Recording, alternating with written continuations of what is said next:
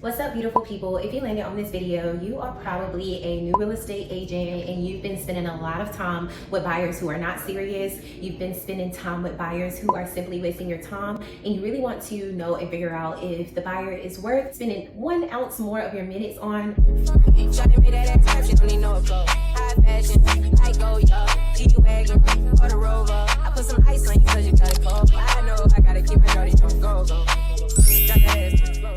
What is up, beautiful people? If you have clicked on this video, then you are probably a new real estate agent or you're a veteran and you seem to be spending a lot of time with buyers who are not serious and simply wasting your time. I'm going to share with you other items that you should be on the lookout for to know if a buyer is serious and plans to purchase soon. So for background purposes, I used to be one of the agents who everyone that got sent my way, every lead that was sent my way, I would spend a ton of time researching homes for them, and the whole time they may not even be pre-approved or they may not have been serious, and it will literally be maybe weeks that went by and possibly even months before I figured out that they were indeed just wasting my time.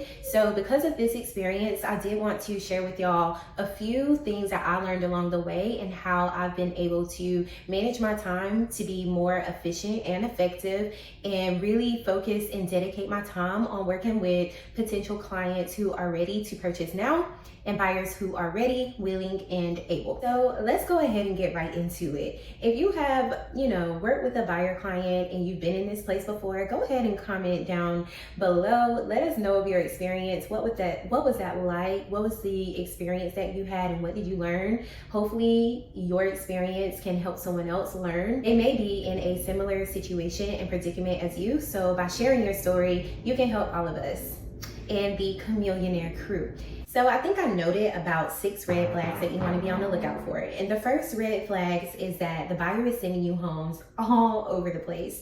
So I live in North Carolina and I used to service the Raleigh area, which they call the Triangle. And the Triangle can consist of like Raleigh, Durham, Wake Forest, Clayton, Mebane. Like there's so many different cities. But this is going to be red flag number 1. Depending on where you live, if the buyer is sending you locations literally all over town, like miles and miles out, chances are that buyer may not have a clear idea on what it is that they want, and perhaps the location doesn't matter. But I have found that if they are sending you locations that may vary from the city that you work in all the way possibly out to like 45 minutes to an hour, it's possible if you're going all over the place and you're showing that they may not have a clue as to what they want, and they may be actually wasting your time. What I've noticed is that a lot of serious buyers, they kind of know what roundabout area that they want to purchase in, and it may not be the exact area, but it's a smaller radius so that you can key in and focus on those specific areas, is what I've just noticed over time. Red flag number 2, y'all. Let me take a sip. Red flag number 2 is when the buyer starts sending you homes that are way out their budget. So sometimes the buyer may have been pre-qualified or pre-approved or what have you, say for maybe $250,000. But when they start sending you like homes that are $325,000, $350,000, and they're not really being realistic, and this buyer could be wasting your time because we already know what the pre-approved amount is. So realistically, they need to stay within that amount instead of sending you homes that are priced way above their budget. And a lot of times what I've found is when they get pre-approved for say X number, there are some buyers who aren't exactly happy about that number, and they will continue to send you homes that are above their price range because they don't like the homes that are within their exact price range. And that may be a deterrent factor for them to purchase at this time because they're wanting what they want, or what they can afford isn't what they want. Because of that, they, maybe wouldn't be as excited or as serious about purchasing a home. This actually happened to me and my husband. The first time that we got approved for a house, it was in a lower price range than what we really hoped for. And like, while we did see some homes, like it really just didn't make my heart jump with joy and enthusiasm and happiness. But instead of wasting the person's time, we did the work so that we could get our pre-approval up and we could be able to afford the home that we did want to indeed move in. So this could be a red flag. Not to say, these situations are a one size fit all, but it is something that you want to be keen into and aware of when you're working with buyers like this. I know a lot of real estate agents go through this, new agents, old agents. it really don't matter. But a lot of times, like, we will get buyers who have this certain criteria of, I want a fenced in backyard, I want this, I want that, 3 bedrooms, 2 baths, hardwood floors, no carpet. And then when you do actually find them properties that are suitable to that and you ask them for feedback, but they don't really have like a clear, answer in terms of why they don't want to move forward with that property. Like, it does have to be something. If you aren't excited about it, there has to be something that you don't like. And so trying to overcome that, what generally happens is you'll have a buyer that, has this criteria, and then you go show them the house, but everything is fine about the house, but it'd be like this little thing. And I do mean like very little. Like, I don't like the color of the faucets. Or they may say, yeah, I actually don't like carpet in the owner's suite. Or they may say like, yeah, I really wasn't a fan of the home not having those light fixtures. I don't know, it'd be like really simple stuff that you can switch out. This is a red flag, because a lot of these things are so easy to change. And if they really love the house, like, they wouldn't be concerned about the color of the faucet, you know what I mean? And so a lot of times you as a real estate agent will have to do a little bit more digging, asking a little bit more questions to really discover why they're hesitant, and really try to see if they actually are a serious buyer or if they're wasting your time. Big things like, where it's located, or, like the lot size, if the lot is like super hilly or a steep incline, those things matter, because those are necessarily things that you can change. You can't just pick up a house and put it somewhere else, unless it's like a mobile home. But for like little small things, if it's the perfect house and you see that they are constantly not submitting offers, but just like nitpicking at little small stuff, then they may not be a serious buyer at this time. And you may have to do some additional digging and asking questions to see what their hesitancy may be. All right, so this one is for my agents who is working with clients. Everything has been going great. You found them a property that they love. I mean, love. You've been taking them all over. And then when it comes down to it, you advise on pricing, offer terms, all of that. They decide not to take your advice and they want to lowball. When you know, as an agent, that property is worth so much more. But if you're constantly in this situation where buyers are lowballing offers, this person may not be serious. Again, this is not a one size fit all, because I have had clients where I've had to kind of show them this is what the market is, but it's something to keep in your back pocket, as this buyer may not be serious to purchase at this time, or this may be a buyer who is not worth you wasting your time and energy because they don't trust you as a realtor.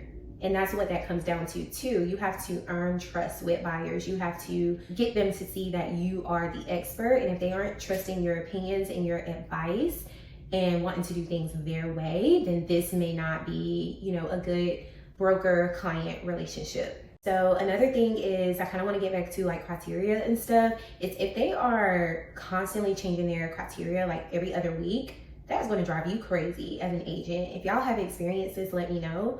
Thankfully, I haven't, but I do know other agents who have experiences where it's like one week the buyer is saying something, another week is something else. Like, at this point, my personal opinion is that they're kind of like wasting time and they're not serious at this exact moment. And this is not to say that they won't, ever close with you, but I think that in these times, it's important for us as agents to sort of also stand our ground and let them know what we will and will not tolerate and how we run our business, and really go through and walk with them through really understanding like what their criteria is. So if a buyer says like, yes, I really need 5 bedrooms, we as agents know that 5 bedrooms is a little bit more difficult to come by.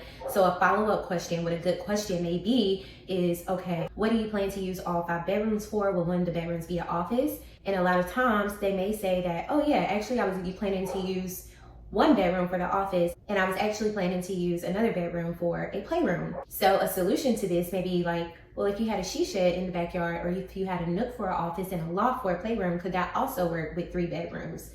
And they may say yes. So just asking more questions to the buyers that you're servicing will also help. But if you find that they're constantly changing their criteria, then something may be wrong, and this may be a red flag. Okay, this is another one. I feel like I've gotten this, I know for sure, in the last month.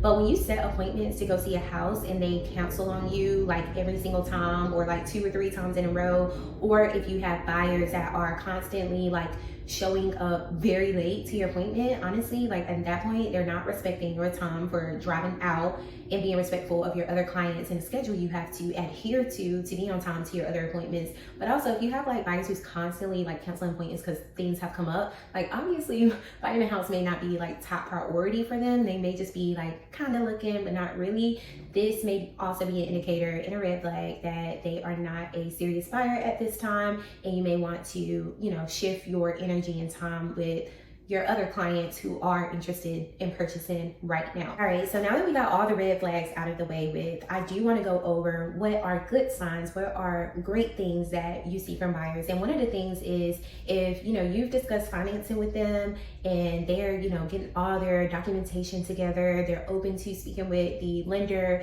they're being transparent with you with their, you know, credit score, down payment, savings, and things of that nature, that is a good indicator that this person may be serious because they are taking the next step of, you know, of buying a property, which is to get pre-approved.